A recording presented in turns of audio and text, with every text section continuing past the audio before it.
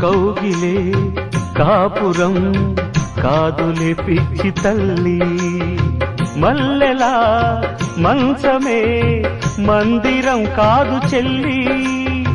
తేనెతో దాహము తీర్చదే నాడు పెళ్ళి, త్యాగమే ఊపిరై ఆడదయ్యేను తల్లి, కామానికి దాసోహం కారాదే సంసారం, కాచుకో భర్తనే